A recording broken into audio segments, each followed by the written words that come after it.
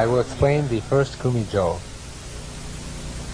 I thrust at him with Kaishitsuki from the left. He parries my jo and then comes to attack me again. I receive his jo and then attack him with Hayagaeshi. He receives my jo stepping backwards. At this point, if he receives my jo from the wrong angle, he will injure his hand. Now, a wrong example, my jo slips down. If he withdraws one large step to the rear with his left leg, this too is dangerous. Unless he draws one step back and receives the jo at a right angle, he will get injured. Now, if I don't turn my body fast enough, he can attack my elbow. When I raise my jo, my feet must move at the same time. Then I strike his head. If your left leg doesn't move fast enough, you could receive a serious injury, so please be careful. I'll do it again.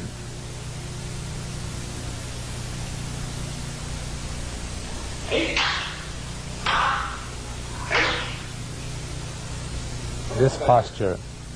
Note the position of this leg.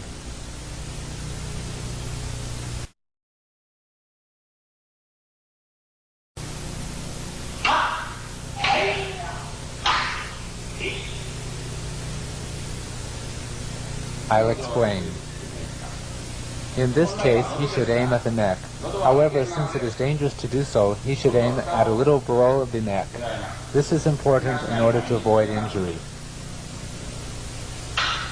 I parry. I parry his thrust, drawing one step diagonally to the rear. Then I thrust at his chest, stepping forward with my right leg. He now comes to attack my leg. I receive his jo by twisting my body. He comes to execute a thrust. I step to the left and thrust at his side. I'll do it again.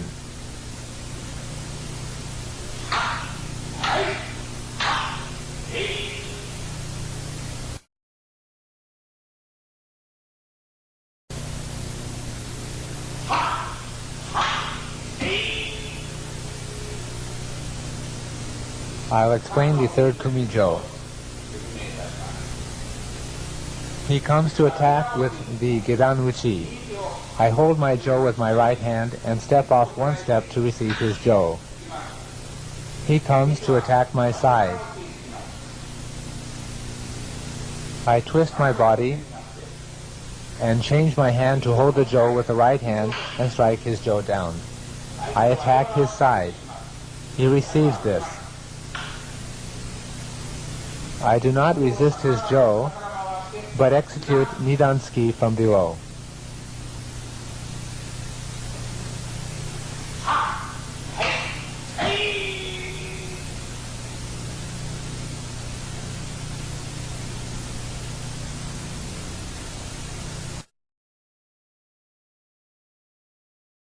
The fourth Kumijo.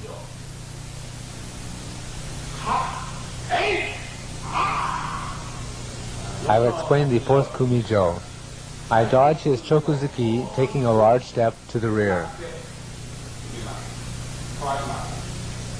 There is too much distance between us to execute Kaishi Uchi.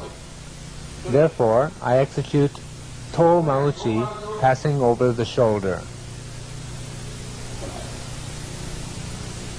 He will step back to avoid my attack. You should take a large step back so as to avoid injury at this point. Even if my jo reaches him, he should assume a defensive stance with his jo. My jo flows in this manner. At this point, you should hold the jo placing your hand facing downward. If you place your hand above the jo when you receive his attack, you will injure yourself. Please be very careful. He comes to thrust at me. I take a large step to the left to attack him. Here, the position of the left leg is important. If you don't move your left leg sufficiently, you'll end up in this stance. If you take a large step with your left foot here like this, you'll be sufficiently far enough away.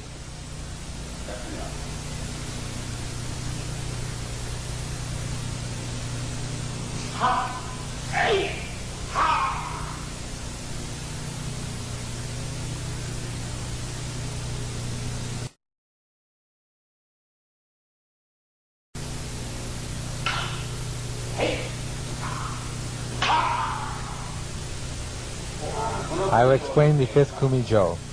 He comes to thrust me. I parry his jo and return a thrust.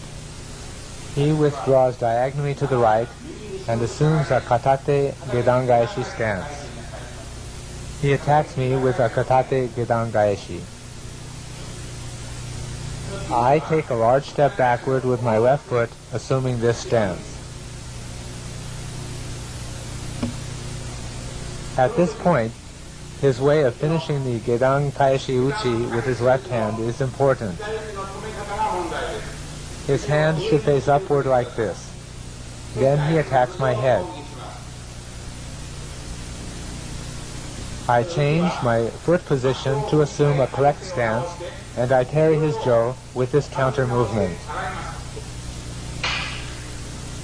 Then I thrust at